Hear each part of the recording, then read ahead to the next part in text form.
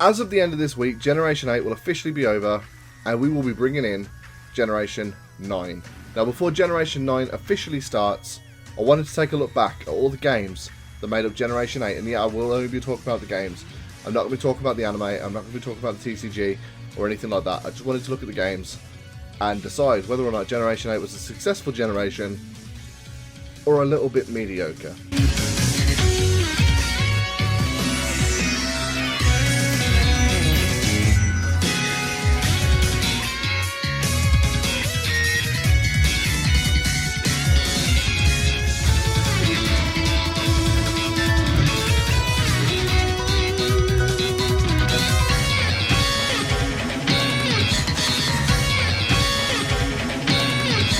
Generation 8 officially began on Pokemon Day, the 27th of February 2019, with a big trailer that showed off various parts of the Galar region and the starters, Grookey, Scorbunny and Sobble.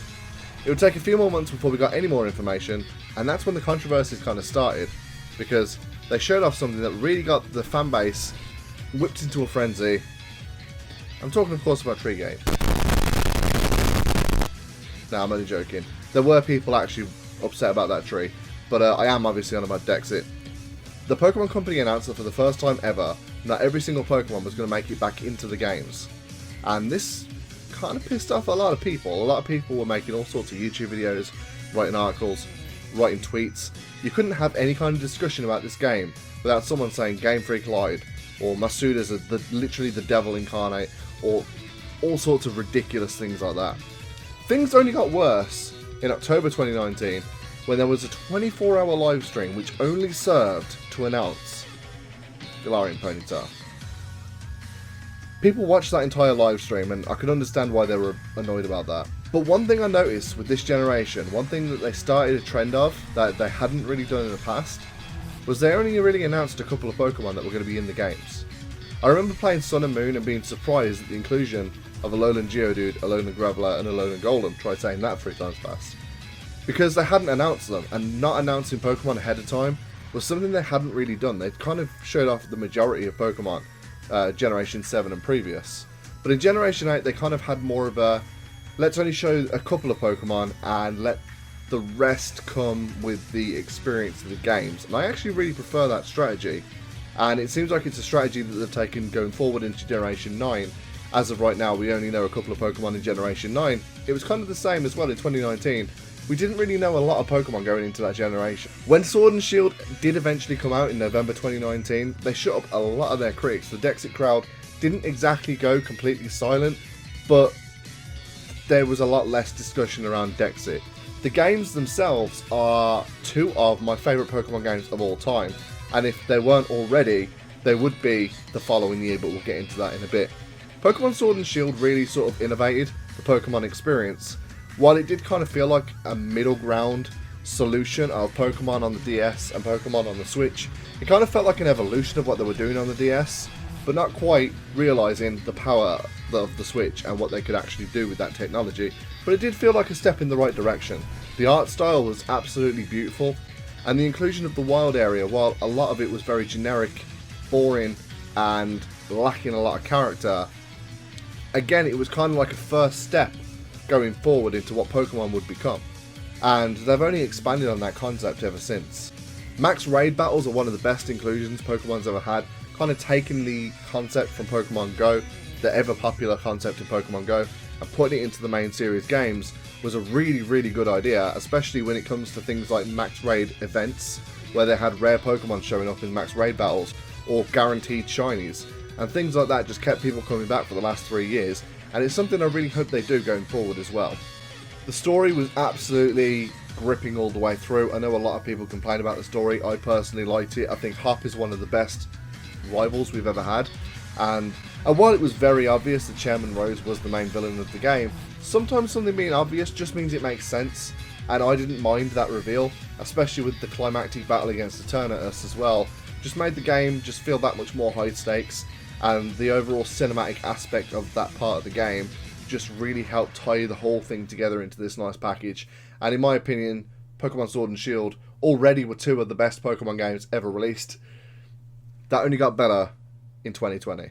Now, normally in Pokemon's history, after a new generation comes out and they want to do a follow-up, they would either do one or two things. They would either release a third version, like Emerald to Ruby and Sapphire, or they would do a sequel, like Black and White 2 to Black and White. They decided to do something very different in 2020 with Generation 8, and they decided to release DLC, both the Crown Tundra and the Isle of Armor, in 2020, with the Isle of Armor coming out first in June 2020, and the Crown Tundra coming out in October 2020. These really added so much more depth and so many more layers to Pokemon Sword and Shield, to the point where if they weren't already at the top of my favourite Pokemon games, they definitely were when this DLC came out. They expanded on the wild areas, the Crown Tundra a lot more so, I would say, than the Isle of Armor. The Isle of Armor is kind of more expanded than the base game, but still not quite what the wild area could have been. That was the Crown Tundra. They really added a lot more varied elements to the Crown Tundra. Whereas the wild area in the base game was just one flat open surface.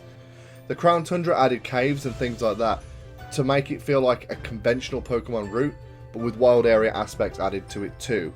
And I think that really helped make the game just sort of fleshed out a lot more.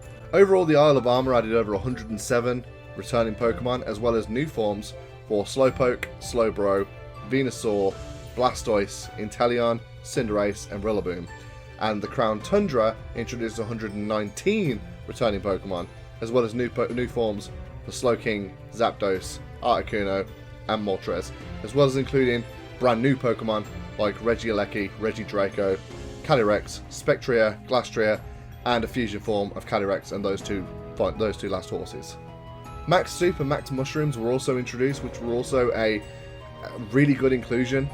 Before this, the only way of getting Gigantamax Pokemon was by beating them and catching them in raid battles, but now you didn't need to do that, you just needed to feed them Max Soup, made up of 3 loads of Max Mushrooms. And this kind of lowered the barrier and made it more accessible for people to get Gigantamax Pokemon, which is absolutely fine by me. My only flaw with that is that you couldn't use it on Melmetal, so my shiny Melmetal can never be a shiny Gigantamax Melmetal. It's something I wish they'd have patched at some point during Generation 8, but it doesn't seem to have been something that they were interested in doing.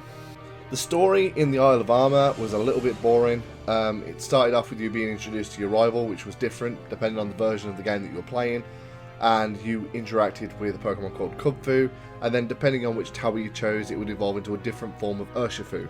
The Crown Tundra story was a lot more interesting. It was kind of 3-pronged, which again is kind of a precursor to how Generation 9 is going to be. We obviously have a 3-route story in Generation 9.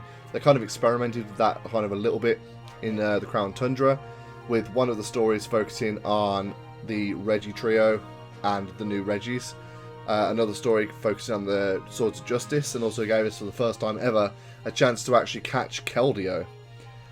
And the third one being the Calyrex story and the lore behind the Crown Tundra itself. And I think the best aspect of the DLCs, and I think everyone's going to agree with me when I say this, will definitely be the Dynamax Adventures. Dynamax Adventures were an insanely good addition to the games. Raid battles kind of added community experiences to Pokemon in the fact that you could do these raid battles with your friends, but Dynamax Adventures took that concept and expanded on it so much more by adding this whole labyrinth of rooms that you could go explore and do Dynamax Adventures with really, really high shiny odds. 1 in 300 is the base odds in Dynamax Adventures. With the shiny charm, it's 1 in 100. So obviously you give people the ability to catch legendaries with really high shiny odds. It's going to bring people back, and it did bring people back. And it's definitely the best aspect of these DLCs. I put so many hours into these games just simply for Dynamax Adventures. It's ridiculous. Now in 2021, we did get 2 announcements for main series games for Pokemon Legends Arceus to be released in early 2022, and Pokemon Brilliant Diamond and Shining Pearl to be released in late 2021. But before I get to those, I'm going to talk about new Pokemon Snap and Pokemon Unite. Both these games were released in 2021. I didn't really play Pokemon Unite that much. I played it when it first came out, and I played it a couple of times afterwards. I even streamed it over on Twitch, but MOBAs aren't really my style of game. It's a very, very big departure from the traditional Pokemon experience. Pokemon Unite is more of a MOBA type game, where you'll pick your Pokemon, you'll work in teams, and you got to try and score points. It's not the sort of game I played a lot. I played it a couple of times, I streamed it over on Twitch, but it's not the sort of thing that I played too much. I enjoy the concept of it. I do understand that it's very popular.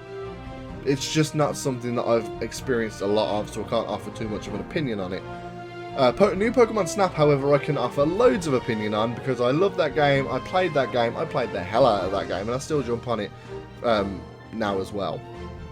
New Pokemon Snap was a surprise announcement, considering the fact that the original one was released in 1999, and then we had absolutely no love for this game, no re-releases. It was never put out on any of the virtual consoles as far as I'm aware, and then all of a sudden they announced, hey, Pokemon Snap's coming to the Nintendo 64 on Nintendo Switch Online, and we're bringing out new Pokemon Snap.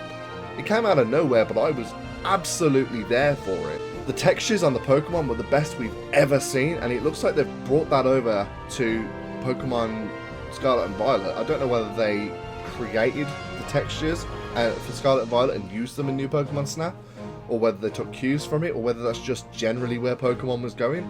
But the textures on the Pokemon were absolutely phenomenal. The story they gave Pokemon Snap, while a bit sort of bland, it's kind of what we expected. But the general concept and the gameplay was still what we remember for Pokemon Snap, but more updated and feeling more fresh. So Pokemon Snap was an absolutely tremendous sequel to what we had back in 1999. That game was very bare bones, very lackluster, which was to be expected for the time that it came out and the fact that it wasn't originally a Pokemon game. They just slapped the Pokemon skin over the top of it. This was a Pokemon Snap game built from the ground up, and it shows. It's tailor-made for Pokemon. It works so well. It's very familiar, but also updated as well. If you want to see my full thoughts on Pokemon Snap, I'll leave a link in the description below, because I did do a formal impressions video on it. Moving over now to Brilliant Diamond and Shining Pearl. These games were very, very controversial when they came out, and they haven't exactly done themselves a lot of favours since. They were announced on Pokemon Day 2021 alongside Legends Arceus, as I mentioned before. They were described as faithful remakes, and a lot of people saw that and thought one of two things. Either they are hiding a load of announcements from us, or that they're going to be pretty much exactly the same games from 15 years ago. This can't be right. It's pretty much the exact same games that we had 15 years ago, all the way down to the art style. The chibi art style was something that a lot of people didn't appreciate. Personally, I think it's charming. I like the chibi art style. But I think what didn't help was the fact they went radio silent on all of the announcements for it, which, again, they didn't really have a lot to announce. It's Brilliant Diamond and Shining Pearl. It's just updated versions of Diamond and Pearl. But you know what? I actually really like these games. I actually really enjoyed the charm of playing this sort of top-down, chibi-style, DS-looking game in 2021. I enjoyed the fact they gave us a legitimate and accessible way to shiny hunt Shaman, Darkrai, and Arceus, which I haven't done those hunts yet. I'm planning on getting round to them, so if you want to see me eventually get round to doing those hunts, head on over to twitch.tv/James of the Thunder and go and hit follow to be notified whenever we go live in the future. I'm planning on doing those hunts very soon. I just haven't got round to them yet. The Grand Underground was fantastic and solved the fire type problem for Sinnoh. If you didn't pick Chimchar, then your choices were one of two fire types, and they've kind of rectified that issue with the Underground. Poke Radar is a great shiny hunting method. I got so many shinies from that method, and I don't like the fact that you can do everything right and still break the chain. But while it wasn't a perfect shiny hunting method, I still really liked it as a shiny hunting method, so there's that as well. It was also great that HMs were removed and replaced with the Poketch. Nobody likes having up a barrel with all of its moves being HM moves and you never use it in battle because it's literally just there to be a HM slave. And like I said, the art style was really good. I was absolutely blown away by the water textures. I thought they were absolutely fantastic and so beautiful to look at. But overall, if I was going to describe Brilliant Diamond and Shining Pearl, I would say they were inoffensive. They served their purpose, but they were forgettable. If we look at other past remakes of games, Fire Red and Leaf Green, Heart Gold and Soul Silver, Omega Ruby and Alpha Sapphire, they all added something. They all gave us some sort of reason for why they existed, something that they added that the original games couldn't deliver at the time or didn't have. And Brilliant Diamond Shining Pearl kind of didn't really do that, so it kind of feels a lot like they shouldn't have existed in some ways, and I kind of get that criticism and I don't really disagree with it. Overall, I'd say Brilliant Diamond Shining Pearl were inoffensive, but forgettable. Moving over to the final game of Generation 8. It was literally released 1 month before Generation 9 was even announced. Legends Arceus. I think everyone would agree with me when I say that this is probably the best single Pokemon game of all time. I believe this was the first Pokemon game ever to release new Pokemon mid-generation, when we got Weirdeer, Hisuian Growlithe and Arcanine, Hisuian Braviary, Basculegion, Hisuian Zoroark, Hisuian Zorua, Hisuian Voltorb, Hisuian Electrode, and all sorts of other Pokemon as well. And I also really like the way that they revealed a lot of these Pokemon. The found footage that revealed Hisuian Zorua and Hisuian Zoroark was really, really good. I like the fact they released a very blurry video for it, and then a few days later, they had us all speculating. A lot of people thought it was going to be Hisuian Vulpix or Hisuian Ponyta or something like that. Turned out to be Zorua, which again was another really popular pick. And then a few days later, they released a video showing us the clearer version of that video. So, and I also like the Pokemon Toys stop animation they showed to announce Hisuian Voltorb playing with Pikachu, Baneri, and Spheal. It's things like this that really add to the lore of Pokemon, and whereas in Generation 7 and most of Generation 8 for Sword and Shield, they kind of just said, hey, here's a Pokemon, here's some footage of it, here's what it does. With Legends Arceus, they kind of expanded the lore and did these more sort of cutesy reveals, you know, whether it's the stop motion for Hisuian Voltorb or the found footage for Hisuian Zorua. And it's a concept that they've carried through to Generation 9. Most of the Generation 9 Pokemon were revealed in ways that expanded the lore and expanded the world of Pokemon. And I really appreciate the fact that they've kind of started doing that now, and it all sort of branches back to Legends Arceus. I suppose you could say the Ponyta live stream for Sword and Shield, but it didn't really start a trend. It was kind of a one-off, and then they kind of started the trend with Legends Arceus. When the game came out in January 2022, they'd addressed a lot of the issues that we had with Pokemon. Pokemon was too slow. The box system made no sense. Why are you storing Pokemon in a PC? You know, when the game came out, we had a farm, we had a ranch in the middle of Jubilife Village, which stored our Pokemon. Leveling up and gaining new stats and all sorts of things like that were done while we were exploring the world after a battle. We could manually choose to evolve a Pokemon whenever we chose to do that at our own convenience, rather than just happening after a battle. And it, again, expanded on this concept of the wild area. It still wasn't fully open world. That's something that apparently we're going to get in this generation. But it was more open world than the wild area was. The wild area and the areas in the Isle of Armor and the Crown Tundra were kind of these very closed off, very finite spaces. Legends Arceus was almost entirely these wild areas, and while it's not open world because they're still segmented from each other, there's a lot more depth, there's a lot more behind what makes up these wild areas in Legends Arceus. So again, it's more of that innovation, it's more of that building on old concepts. The wild area started off really bland, but it was a good concept, and they've kind of built it up now to almost be what we were hoping it was going to be when Sword and Shield first came out. Obviously, the change to make it to the boss fights are more of RPG style battles rather than traditional Pokemon battles was a welcome inclusion as well. Doesn't seem like it's something they're carrying over to Generation 9, but I appreciate it being in Legends Arceus for what it was. It added strong and agile moves as well, which were a fantastic concept, but something that, again, it doesn't seem like they've carried over. But again, it just helps Legends Arceus stand out on its own as the single best Pokemon experience we've ever had. Yeah, I've got 2 attacks this turn.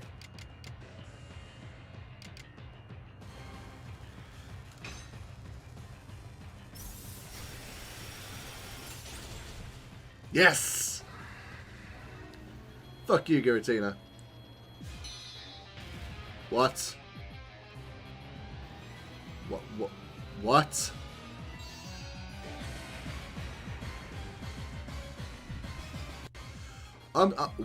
What? Mate!